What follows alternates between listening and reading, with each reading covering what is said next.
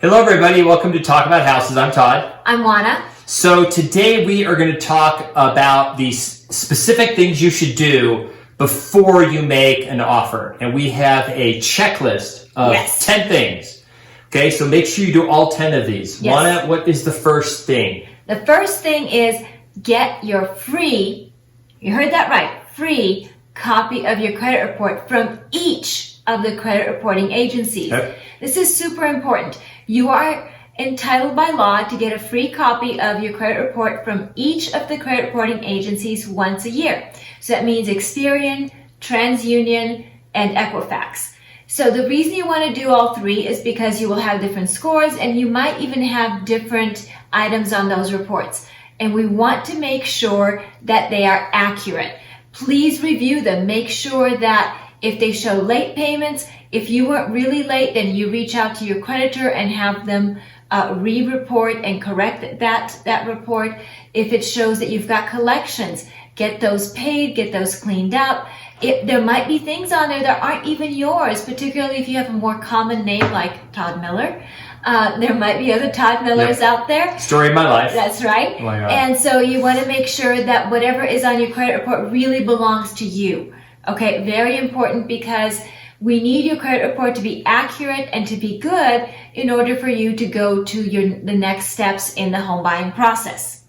Okay, so it's important to go through there. And if you have a low credit score, something you might want to do is go talk to a credit repair person. Some of the lenders know some tips. But you need a certain number of credit cards, usually 5 is a good number. You'll also need to have lines of credit, other things, and you don't want to just take out a bunch of credit right before you go apply for a house because that could possibly hurt your credit score. Now, Oana, what about if they have other bills, utility bills, things like that? What should they be making sure they do? Right. So let's kind of go back a little bit to the credit cards. A good rule of thumb is to have 5 good credit cards. Now, what makes a credit card good? Number one, the best thing about a credit card is the length of that line of credit, meaning how many years you've had it. So please do not get rid of a credit card that you've had for a really long time. That credit card is your pride and joy. That credit card is what's boosting your credit score. So keep your 5 best credit cards. What makes them your best is you've had them the longest. Maybe they have the best terms. Maybe they have the highest credit limits. What you don't want is 12 credit cards that have $500 limits, $1,000 limits, that have really low limits and they're not doing you any good. And maybe you've only had them for a year or two. We want 5 good credit cards. Everything else you don't need, it's actually harming you. And how those credit cards are harming you is because when a creditor looks at you, that they're looking at the potential payments that you have to make. So if you have 12 credit cards and your minimum payment on 12 credit cards is let's say $50 a piece, that means that your possible outlay of cash is $600 a month to service your credit card debt, as opposed to having 5 good credit cards that maybe have between them maybe $10,000 of credit. But again, now you're looking at 5 good credit cards and the debt, the amount to service those credit card debt is maybe $250 a month. So that's why we're looking at it that way. Okay, now let's talk about the rest of your bills.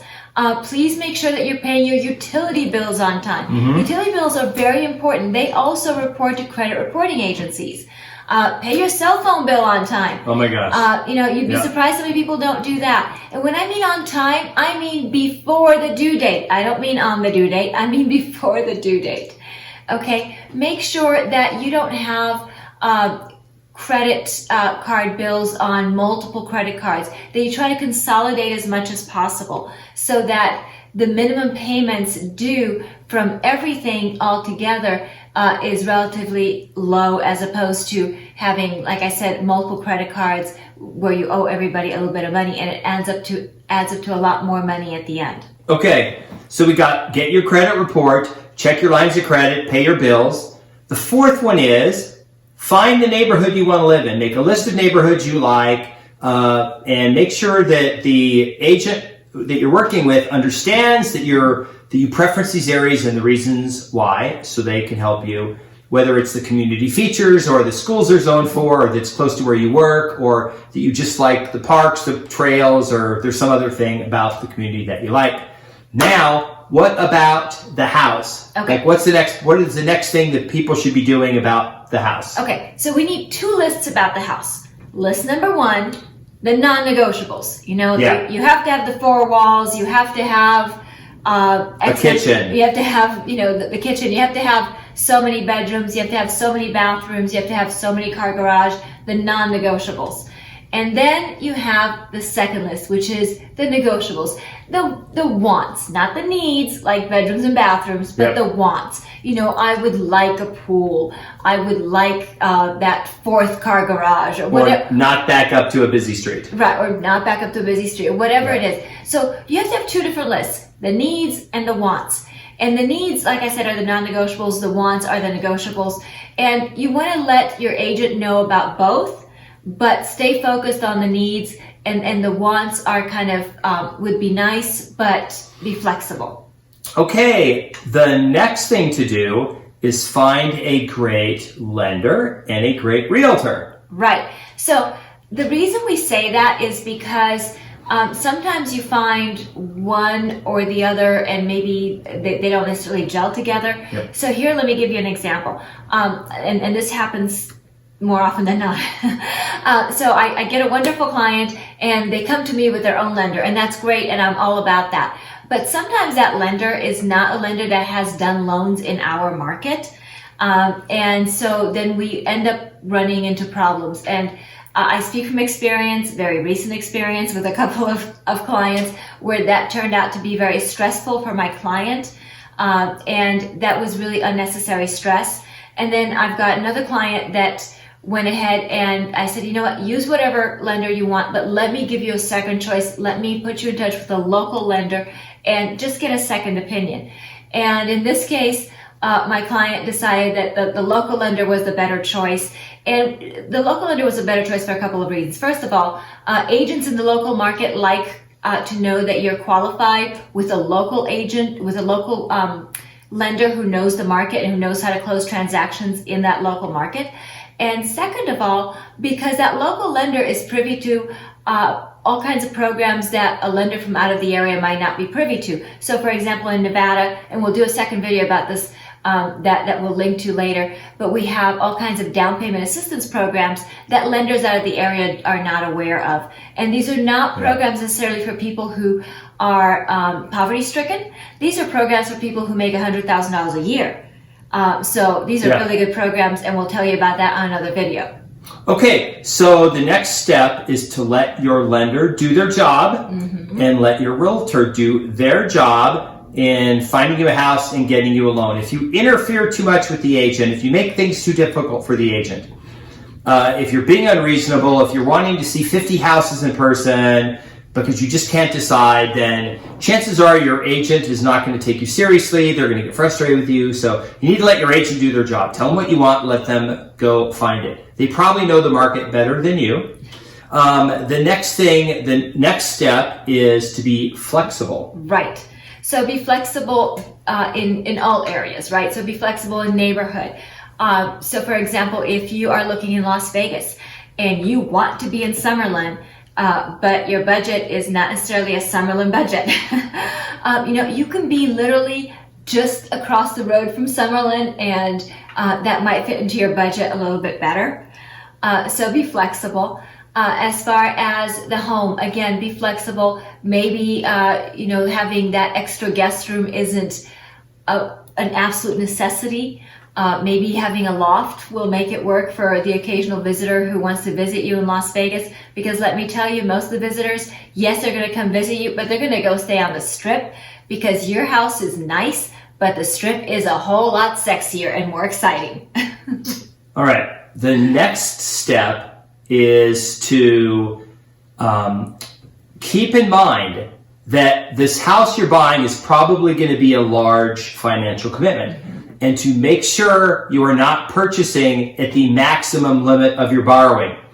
The last thing you want is to be house poor and not have money for other things and then just get super frustrated, because the number one thing that will cause pain in your life is financial problems. Right.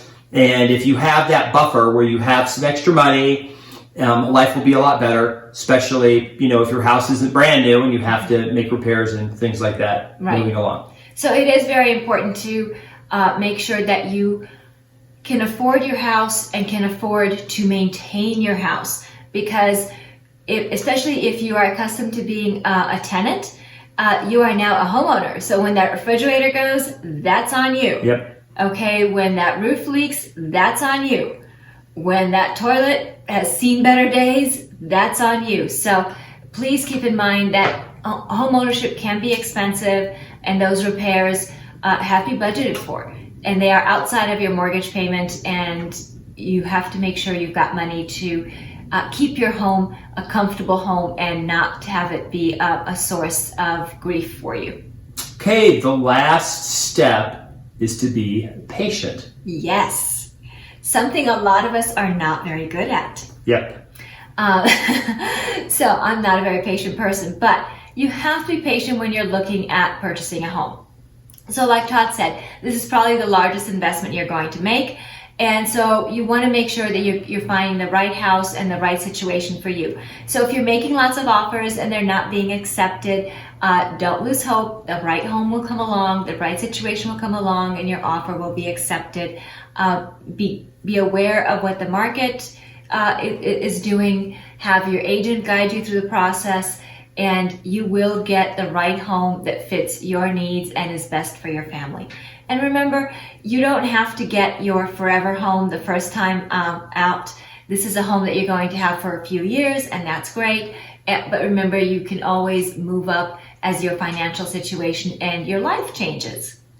If you need an agent in Las Vegas, we are going to put our contact information below. Feel free to reach out to us. If you need an agent in another market, also feel free to reach out to us. We can find you an agent through Referral Cloud, and we can find a great agent in another market, help you. If you like the video, please give it a thumbs up, subscribe to our channel, and any comments you want to make, you can put them in the comments underneath the video. Absolutely. All right. Thanks for tuning in, and see you on another video. Bye. Bye.